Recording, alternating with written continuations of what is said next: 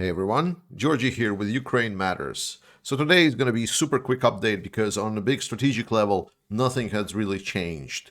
We are where we are, but it's nice to talk about a couple of things that are on the horizon.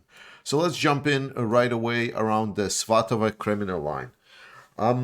Here, Ukraine, more and more, it appears that it tries to consolidate the positions and secure what already has been liberated. The unfortunate truth is that Ukraine is slowly running out of equipment. I'm going to make a new video exactly talking about this topic, so I will now not go in depth about it right now. But what we need to know is that attacking takes a lot of effort and takes a toll on a lot of preparation. Ukraine was always the side with less equipment than the Russians. So the fact that they've been actually advancing is actually quite exciting and very much interesting. And another thing that I saw is some people making fun about the defense line around Svatove-Kreminna. And I'm going to let this video play out. It's how this line was made, and it's been reinforced since then.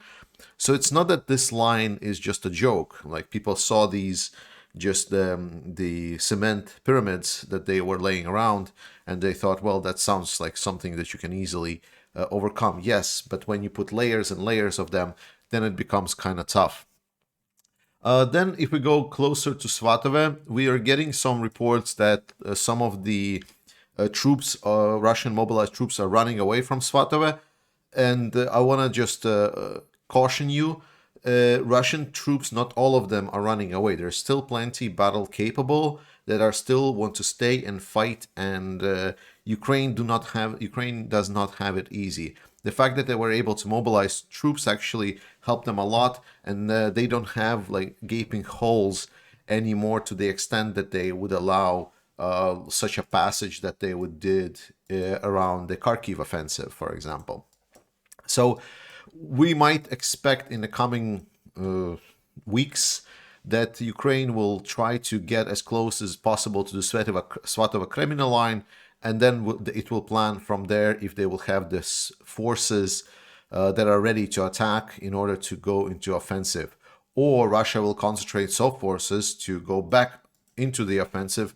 Not likely there, more like what they're doing right now is they're pushing towards Lyman area. So over here, we're getting reports, and it's actually quite funny.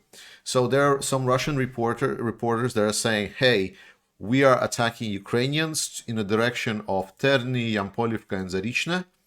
And then some other Russian reporter says, no, it's actually Ukrainians are attacking us from the direction. So it's kind of blurry what is happening, but we can definitely say that some kind of fighting is happening here, which means that this road is definitely not secured by Ukrainians.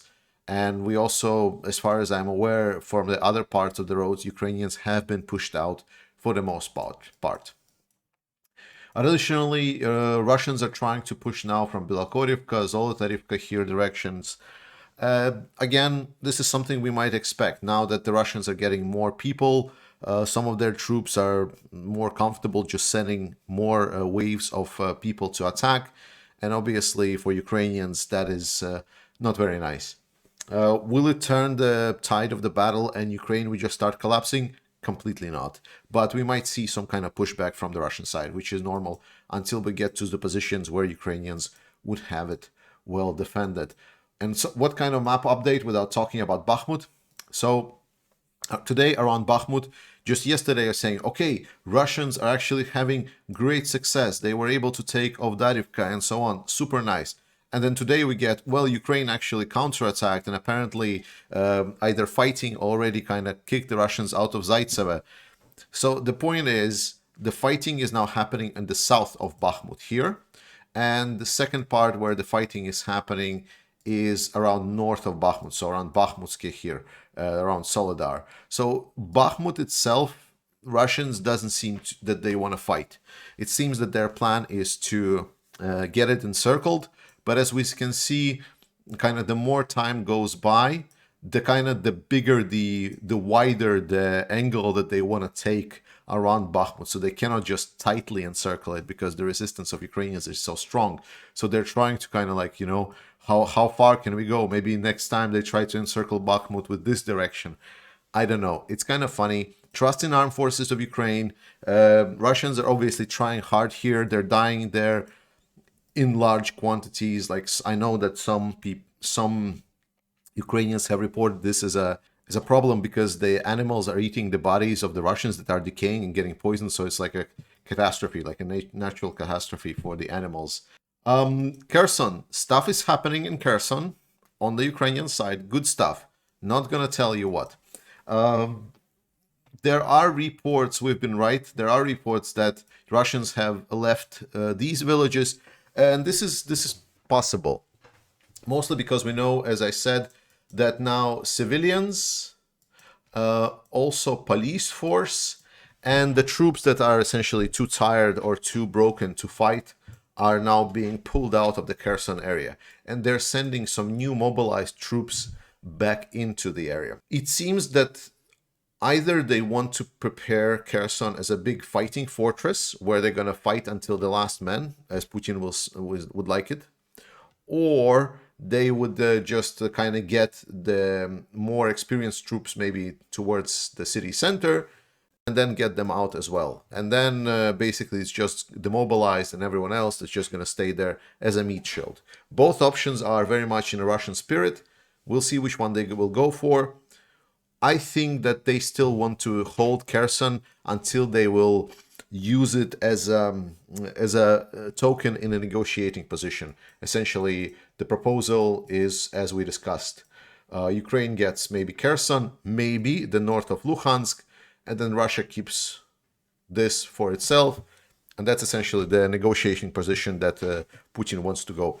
Completely useless. None of the Western leaders will go for it. China, the more time goes by, the more it seems that China is dissatisfied with how this offensive is going for Russia. So I'm not going to explain it right here because this is a map update. But all in all, we should be aware that Kherson is most probably going to be held for the next month or so. However, Ukrainians are trying to achieve that it's not. With that said, I want to end up on the positive note. I'm going to leave you with this video that's 1 minute long about why the Ukrainian military men are fighting and what are they fighting for. And this is a video from yesterday from Lviv, and this is how peaceful life should look like all over Ukraine without half of it being engulfed in the fires of war. Thank you so much, and see you next time.